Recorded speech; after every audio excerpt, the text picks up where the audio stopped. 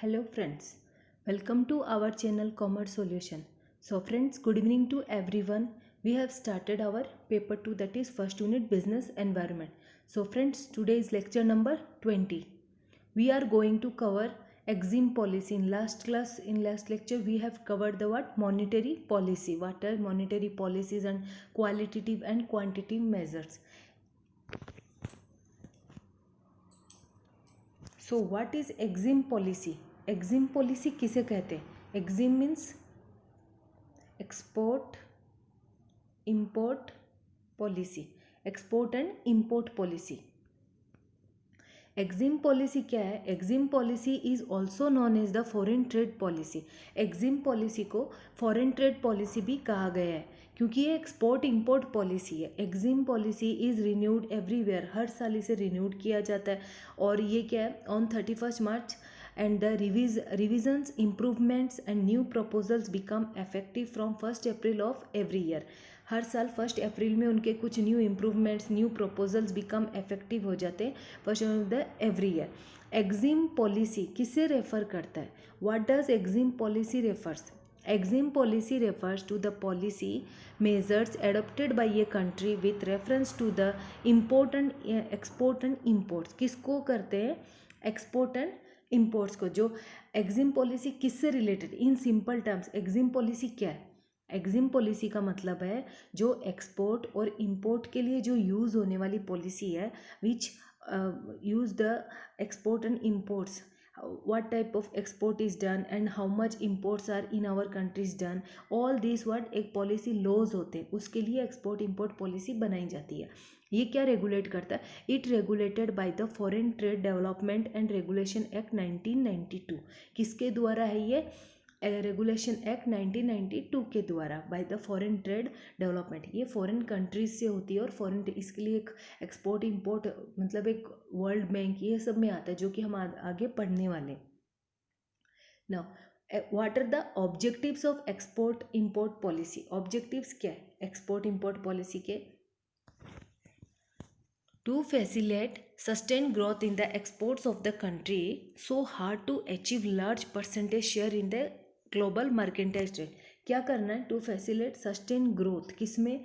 Export में growth करना है ऑफ द कंट्री. कोई भी कंट्री अपने एक्सपोर्ट्स बढ़ाती है so hard to achieve large percentage share in the global mercantile trade. ताकि जो ग्लोबल मार्केट में है ना उनका एक कुछ सबसे ज़्यादा मर्केंटाइज शेयर होना चाहिए कि वो सबसे लार्ज परसेंटेज शेयर होना चाहिए मर्केंटाइज ट्रेड के अंदर कि मेरी कंट्री इतनी ज़्यादा आगे है because our product is going to all over the country. To provide domestic consumers with a good quality goods. जो डोमेस्टिक कंज्यूमर्स है जो कंट्री के खुद के कंज्यूमर्स है डोमेस्टिक उनको क्वालिटी गुड्स प्रोवाइड करना. Service at international competitive prices as well as creating level playing field for the domestic products. और एक अच्छे कॉम्पिटिटिव प्राइस पे देना और as well as creating a level playing field for the domestic producers. एक field तैयार करना कि ways in our country every consumer plus consumer satisfied होने चाहिए with a competitive level. To stimulate sustain economic growth. Economic growth बढ़ाना by providing क्या provide करके? Access to an essential raw materials. मतलब raw materials intermediates components consumable capital goods required for augmenting production and providing services. Country economic growth कैसे करती है? How does a country की जो growth कैसे करने वाली है उसके सस्टेन ग्रोथ कैसे कैसे? By providing essential. अगर उसका रॉ मटेरियल अच्छा होगा इंटरमीडिएट्स कंपोनेंट्स अच्छे होंगे कंज्यूमेबल और कंज्यूमेबल होना चाहिए रॉ मटेरियल्स मतलब प्रॉपरली दे आर यूटिलाइज्ड और नॉट यूटिलाइज्ड. कैपिटल गुड्स है required for augmenting production and providing services. उस तरीके से हो तो वो एक country automatically it will grow nicely. To enhance the technological strength and efficiency of Indian agriculture.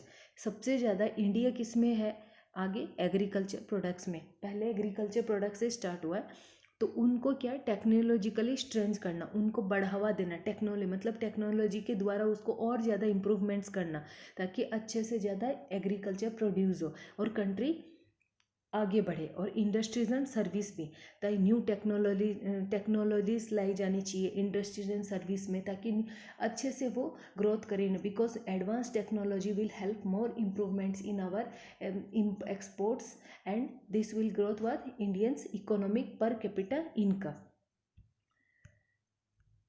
To generate new employment opportunities. अगर ज़्यादा से ज़्यादा मैन्युफैक्चरिंग इंडस्ट्रीज़ होंगी, कंपनीज़ होंगे, तो उससे क्या होता है, जनरेट क्या, न्यू एम्प्लॉयमेंट अपॉर्चुनिटीज़, बहुत सारी एम्प्लॉयमेंट अपॉर्चुनिटीज़ होती है। And to encourage the attainment of international accepted standards, क्या एनकरेज करना, अटेनमेंट इंटरनेशनल जो एक्सेप्टेड स्टैंडर्ड्स है ना, इंटरनेशनली जो टेक्निकल्स है, और उनको अगर इंडिया के कोई भी एम्प्लॉय अगर वेल एम्प्लॉय मतलब ज़्यादा एडुकेटेड होंगे, if they are well qualified, then they can go for the new further दूसरे कंपनीज़ में, फॉरेन कंपनीज़ में, और वहाँ पे अपने टैलेंट को शो कर सकते हैं। To provide quality consumer products at reasonable prices and quality consumer products किस पे, रीजनेबल प्राइसेस पे, and establish the framework for globalisation, और एक फ्रेमवर्क करना, ग्लोबलाइजेशन मतलब अच्छा ग्लोबलाइजेशन होना, अपने कंट्री के बिजनेस को एक्सटेंड करना globally in the market. So friends, we will read the impact of exim policy in the next lecture, that is tomorrow. So friends, for today only this much we have studied the exim policy and what are the objectives of exim policy. So friends, if you want to join my telegram channel, link is given in the description box, and please motivate me and subscribe my channel so that I can bring new further videos for you. Thank you.